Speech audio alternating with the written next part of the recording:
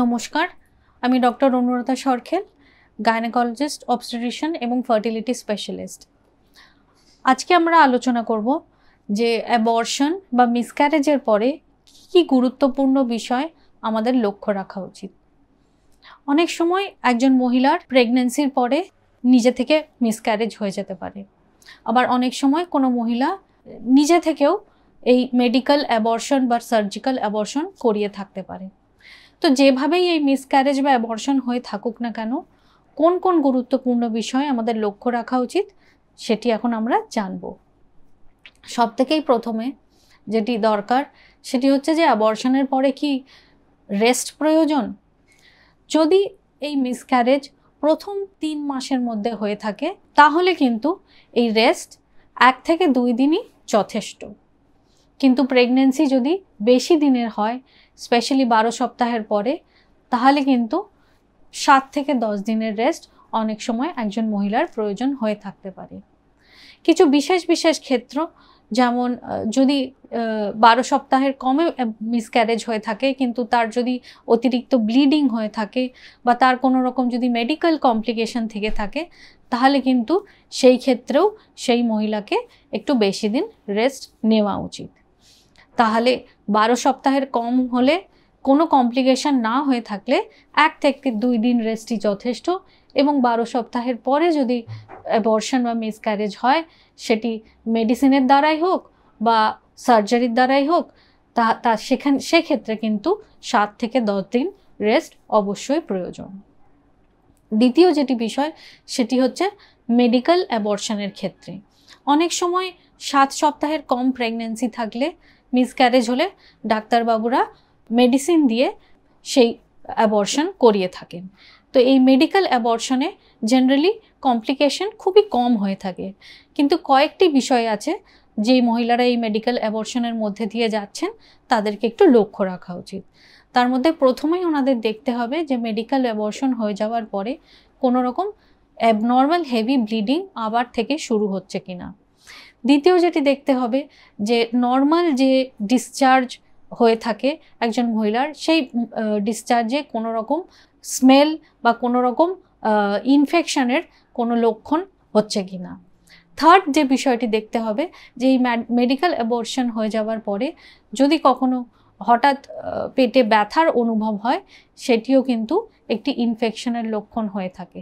তো অতিরিক্ত ব্লিডিং বা অ্যাবনর্মাল ডিসচার্জ বা ব্যথা, এই ধরনের কোনো প্রবলেম মেডিকেল অ্যাবর্শনের পরে যদি দেখা যায়, তাহলে কিন্তু সেই মহিলাকে ইমিডিয়েটলি নিজের ডাক্তারবাবুর কাছে গিয়ে পরামর্শ নেওয়া উচিত।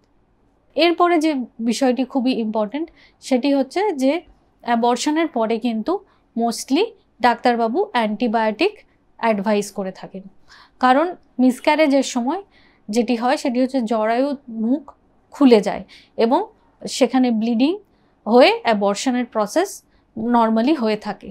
এই ব্লাডে কিন্তু ইনফেকশন হওয়ার চান্স খুব বেশি থেকে থাকে, তাই অ্যাবর্শনের সময় জরায়ুর যেহেতু মুখ খোলা থাকে এবং ব্লিডিং হয়, সেজন্য ইনফেকশনের চান্সও খুব বেড়ে যায়। সেই জন্যে যদি মেডিসিনের দ্বারা অ্যাবর্শন হয়ে থাকে বা নিজে থেকেও যদি মিসক্যারেজ হয়ে থাকে, তাহলেও কিন্তু ডাক্তারবাবুর কাছে গিয়ে অবশ্যই অ্যান্টিবায়োটিক্স প্রোফাইল্যাক্সিস নেওয়া উচিত। এতে ইনফেকশনের চান্স কমে যায় এবং ফিউচারে যদি সেই মহিলা প্রেগন্যান্সি নিতে চান, তাতেও কিন্তু কোনো রকম সমস্যা হওয়ার চান্স খুব কমে যায়। এরপরে যেটি হচ্ছে সেটি হচ্ছে ডায়েট এবং নিউট্রিশন। নর্মালি খুব হেভি ব্লিডিং না হলে আমরা আমাদের নর্মাল জীবনযাত্রায় ফলো করতে পারি, কিন্তু অনেক মহিলার একটু ব্লিডিং বেশি হয়, সেই ক্ষেত্রে ডাক্তারবাবু হিমোগ্লোবিন চেক করতে পারেন এবং দরকার হলে আয়রন সাপ্লিমেন্টেশন দিতে পারেন। অনেক সময় নানান রকম ভিটামিনেরও মাল্টিভিটামিনস ট্যাবলেটস উনি দিতে পারেন এবং অনেক ক্ষেত্রেই একজন মহিলাকে তাড়াতাড়ি সুস্থ হতে কিন্তু এই ওষুধ খুব হেল্প করে। এরপর দেখা যায় যে অনেক মহিলারা যারা প্রেগন্যান্সি নিতে চাইছিলেন কিন্তু তাদের মিসক্যারেজ হয়ে যায় কোনো কারণে, ওনারা কিন্তু নিজেদেরকে এই মিসক্যারেজের জন্যে দায়ী করতে শুরু করেন। ওনারা ভাবেন যে ওনারা হয়তো প্রেগন্যান্সির সময় নানান রকম কাজকর্ম করেছেন বা হয়তো কোনো ভারী জিনিস তুলেছেন বা কোথাও সিঁড়ি দিয়ে উঠেছেন বা কোথাও ট্রাভেল করেছেন, এইসব কারণে হয়তো তাদের প্রেগন্যান্সি মিসক্যারেজ হয়ে গেছে। এর জন্য ওরা নিজেদের দায়ী করেন এবং অনেকে এই কারণে ডিপ্রেশনও চলে যায়। কিন্তু এখানে প্রথমেই সেই মহিলাকে নিজেকে নিজের মেন্টাল হেলথের ওপর খুব জোর দিতে হবে। প্রথমেই নিজেকে দায়ী করা বন্ধ করতে হবে, কারণ বেশিরভাগ ক্ষেত্রেই দেখা গেছে স্পেশালি 3 মাসের মধ্যে যে মিসক্যারেজ হয় সেখানে কিন্তু 80% চান্স থাকে যে গ্রোয়িং যে প্রেগনেন্সি ছিল তাতে কোনো রকম সমস্যা থেকে থাকার জন্য প্রকৃতির নিয়মে সেটি মিসক্যারেজ হয়ে যায়। 10% চান্স থাকে যে কোনো রকম হরমোনাল ইমব্যালেন্সের জন্য মিসক্যারেজ হয়ে যায়, এবং বাকি দেখা গেছে যে কোনো রকম কারণই খুঁজে পাওয়া যায় না কিন্তু তাও মিসক্যারেজ হয়ে যায়। সেজন্যে নর্মালি ট্রাভেল করার জন্যে, নানান রকম নিত্য আমাদের কাজ করার জন্যে কিন্তু মিসক্যারেজ হওয়ার চান্স খুবই কম। এর জন্যে নিজেকে দায়ী করা একেবারেই ভুল। এবং যদি তার কোনো রকম মানসিক সমস্যা হয়ে থাকে সেই মহিলার উচিত তার পরিবার, তার বন্ধুদের সঙ্গে কথা বলা এবং দরকার হলে ডাক্তারবাবুর কাছে হেল্প নেওয়া। যত তাড়াতাড়ি উনি ওনার এই প্রবলেম থেকে বেরিয়ে আসতে পারবেন তত তাড়াতাড়ি উনি সুস্থ হয়ে উঠতে পারবেন এবং পরবর্তী প্রেগনেন্সির জন্য প্ল্যান করতে পারবেন।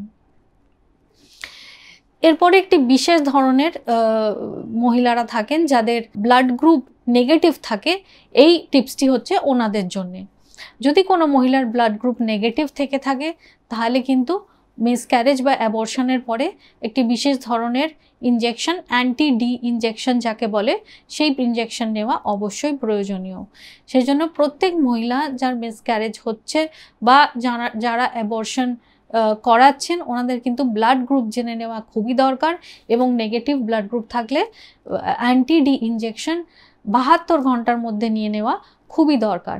এতে পরবর্তী কালে প্রেগনেন্সি নিলে সমস্যার চান্স থাকে না। এই ইনজেকশন যদি না নেওয়া হয় তাহলে পরবর্তীকালে কিন্তু প্রেগনেন্সির সময় সমস্যা হতে পারে, স্পেশালি যদি সেই মহিলার যে পার্টনার ওনার ব্লাড গ্রুপ পজিটিভ হয়। মিসক্যারেজ বা অ্যাবর্শনের পরে সেফলি আবার প্রেগনেন্সি নিতে হলে কতদিন পরে নেওয়া উচিত?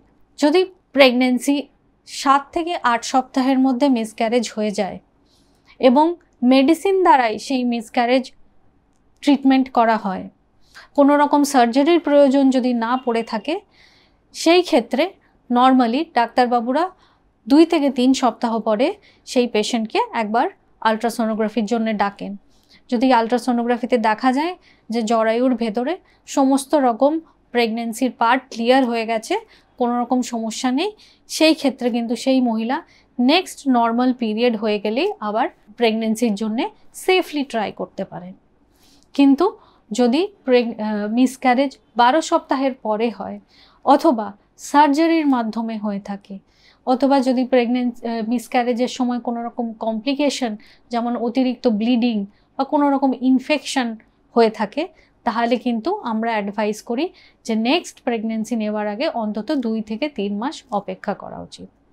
এবং লাস্টলি বলবো যে যদি কোনো মহিলার বারবার অ্যাবর্শন হয়, স্পেশালি 2 বার বা তার বেশি অ্যাবর্শন হয়, তারা কিন্তু নেক্সট প্রেগনেন্সি প্ল্যান করার আগে অবশ্যই ডাক্তারবাবুকে দেখাবেন এবং কি কারণে এই বারবার অ্যাবর্শন বা মিসক্যারেজ হয়ে যাচ্ছে সেই বিষয়গুলি দেখার জন্য নির্ধারিত কিছু টেস্ট থাকে। সেই টেস্টগুলো করে কারণ জানবার চেষ্টা করে, সেই কারণ যদি কোনো পাওয়া যায় তার ট্রিটমেন্ট করে তবেই আবার প্ল্যান্ড ওয়েতে প্রেগনেন্সি নেওয়ার চেষ্টা করবেন।